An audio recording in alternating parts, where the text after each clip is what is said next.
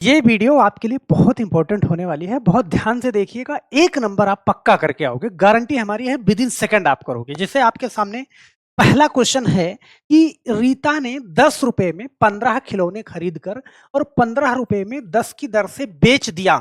उसे कितने प्रतिशत का लाभ होगा या फिर हानि होगी? बहुत ध्यान से इसको देखिएगा। 10 में 15 की दर से खरीदा, 15 में 10 की दर से बेच दिया। यहाँ पे अगर इस टाइप का क्वेश्चन आपको दिखे तो आप क्या करना, ऐसे लिख लेना पहले कि 10 रुपए में 15 की दर से खरीदा और 15 रुपए में 10 की दर से बेच दिया। तो यहाँ पे सबसे पहले आपको क्या करना है, देखो 10 में 15 की दर से खरीदा, 15 में 10 की दर से बेच दिया, ऐसे आपको सेम एज इट इज लिख लेना है। फिर दाहिने हाथ से देखो, इस वाली संख्या का इसमें गुणा कर देना, दाहिने हाथ से ही करना है आपको। 10 दामा यहाँ पे करा आपने 100 और 15 का 15 में गुणा करा तो कितना हो जाएगा, 225। अब यहाँ पे जो पहला वाला नंबर आएगा, देखना ये पहला वाला आएगा, ये क्रय मूल्य होगा और जो दूसरा वाला आएगा ये विक्रय मूल्य होगा। क्रय मूल्य का मतलब जिस पर आप सामान को खरीद रहे हैं और जिस पर आप सामान को बेच रहे हैं। तो 100 रुपए का अगर आपने सामान और 225 रुपए में बेचा तो यहाँ पे आपको कितना फायदा होगा? आपको होगा सर 225 में बेच रहा है तो 125 रुपए हमें यहाँ पे लाभ मिल रहा है। तो यहाँ पे 125 रुपए लाभ लिखोगे, ओके। और किस पे मिला, नीचे हमेशा उसी को रखोगे जितना आपकी जेब से लगा, अर्थात लागत मूल्य। तो नीचे आपने 100 रखा और गुणे में क्या किया, 100 करा। तो देखो 100 से 100 कट जाएगा, इसका मतलब कि यहाँ पे जो लाभ मिल रहा है ना, वो 125% मिल रहा है।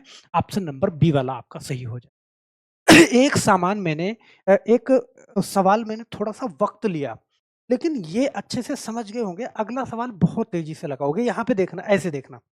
ज़रा, गीता ने 8 रुपए में 10 कलमें खरीदा, 8 रुपए में 10 कलमें खरीदा और 10 रुपए में 8 के भाव से बेच दिया। मतलब 10 में कितने के, 8 के भाव से बेच दिया। ऐसे लिख लिया आपने, सही है। सवाल भी आप देख रहे हो और आपने ऐसे लिख दिया। 8 में 10 से खरीदा, 10 में 8 को बेच दिया। तो आपको क्या करना है, देखो 8 का 8 में गुणा करना है, कितना, 64 होगा। 10 का 10 में गुणा करना है, कितना, 100 होगा। मतलब कि 64 रुपए में उसको सामान मिला और उसने 100 रुपए में बेचा। तो यहाँ पे फायदा कितना होगा? आप कहोगे सर 36 रुपए का फायदा मिल रहा है। और कितना उसकी जेब से लगा, 64 रुपए। नीचे हमेशा क्रय मूल्य को ही रखना है। ये जो आएगा क्रय मूल्य आएगा और ये भी क्रय मूल्य होगा। और गुणा में क्या करोगे, 100 करोगे, क्योंकि प्रतिशत आपसे पूछ रहा है। तो यहाँ पे क्या करोगे, देखो 4 से काटा, 4 से काटा 9 बार, 4 9 36, ये काटा हमने। और 4 से काटा 16 बार में, 16 चौका 64 होता है। फिर 4 से काट दिया, यहाँ पे 4 चौका 16 और 4 से काटा कितना, 25। तो देखो ऊपर 25 है और 9, 25 9 225, 225 बटा 4, ये कर दिया आपने। देखो 4 से कितनी बार जाएगा, 4 से 5 बार जाएगा, 4 पंचे 20। अब यहाँ पे देखो ये क्रय मूल्य है और ये विक्रय मूल्य है, तो यहाँ पे हर कंडीशन में क्या होगा, लाभ ही होगा। तो लाभ वाला ऑप्शन हमारा सही होगा। देखो 56% ये और 56% ये है, 56.25% ये आएगा। बड़े आराम से कर सकते हो और पूरा भाग दे के भी कर सकते हो, लेकिन ऑप्शन मिल जाए तो आप टिक करो और आगे बढ़ जाओ। सही है, इतनी बात। अब आप कहोगे थोड़ा सा और प्रैक्टिस हो जाए, क्योंकि अब आपके पास पेन चलाने की आवश्यकता नहीं है। बस यहाँ से देखोगे कॉन्सेप्ट आपका क्लियर हो जाएगा। ऐसा क्वेश्चन मिला, गारंटी है 100% सही करके आओगे। तो देखना, एक सवाल और ले लेते हैं कि संगीता 500 कापियां 20 रुपए में 25 के भाव से खरीदी और उन्हें 15 रुपए में 20 के भाव से बेच दी।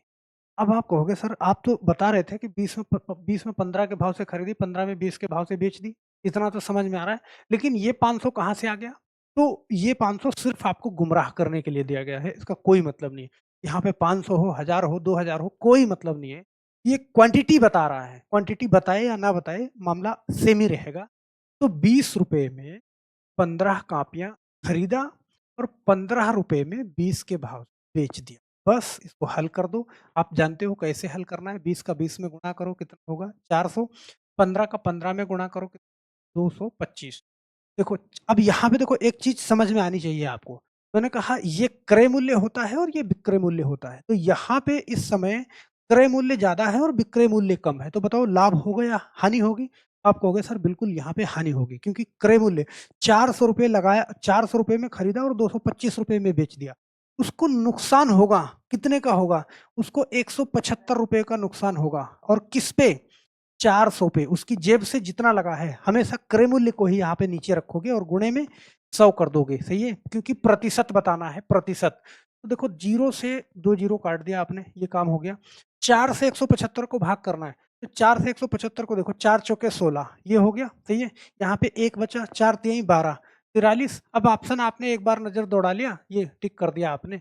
और यहाँ पे देखो 4.32% यहाँ पे हानि, यहाँ पे लाभ दिखा रहा है, लेकिन ये हानि होना चाहिए, इसको मैं सही कर देता हूँ क्योंकि ऑप्शन गलत है। तो यहाँ पे 43.75% क्या होना चाहिए, हानि होना चाहिए। हर कंडीशन पे आपको ये भी याद रखना है।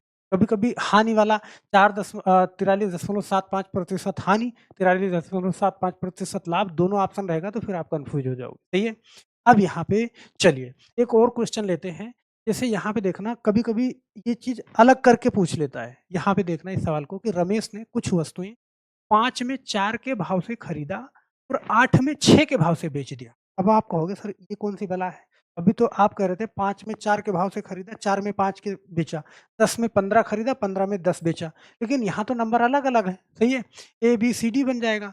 यहाँ पे देखना भाई ₹5 में 4 के भाव से खरीदा और ₹8 में 6 के भाव से बेच दिया। क्या यहाँ पे कुछ अलग करना है? कुछ भी नहीं करना है। जैसे आप पहले हल कर रहे थे वैसे यहाँ भी हल करेंगे, आंसर आपका बिल्कुल सही आएगा। भाई 6 का 5 में गुणा करो, पहले यही करना है दाहिने हाथ से। तो 6 पंजे कितना 30, 8 का 4 में गुणा करो, 8 चौके कितना 32।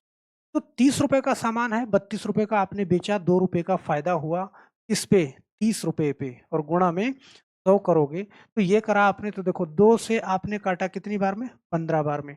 15 से 100 को काटोगे तो 15 छक्का कितना 90, और हर कंडीशन पे लाभ आने वाला है, तो 6.66% ये हो जाएगा, 6.66%।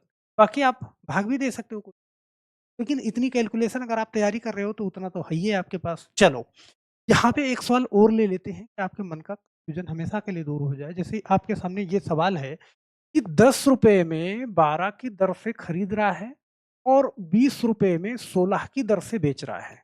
तो भैया कुछ नहीं करना, सेम वही करना है। 16 में 10 का करोगे कितना 160, 20 में 12 का करोगे कितना 240, ₹80 का क्या आ रहा है उसको, सही है, ₹80 का लाभ मिल रहा है किस पे, ₹160 पे, और गुणा में क्या करो 100। तो 80 से काटो ठीक 2 बार में 160 कट जाएगा, और 2 से 100 को काटोगे तो 50% आएगा। बहुत आराम से 50% आएगा। लेकिन यहाँ पे क्या दिख रहा है आपको, लाभ होगा या हानि होगा?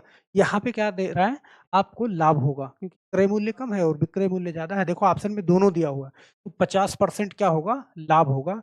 इस पे आपको निगाह बना के रखनी है कि लाभ और हानि वाला दोनों ऑप्शन सेट करके देता है वो, सही है। चलो यहाँ पे एक क्वेश्चन और देख लेते हैं, लास्ट क्वेश्चन, कि ₹25 में 20 के भाव से, ध्यान से समझ, ₹25 में 20 के भाव से खरीदता है, ₹18 में 15 के भाव से बेच देता है।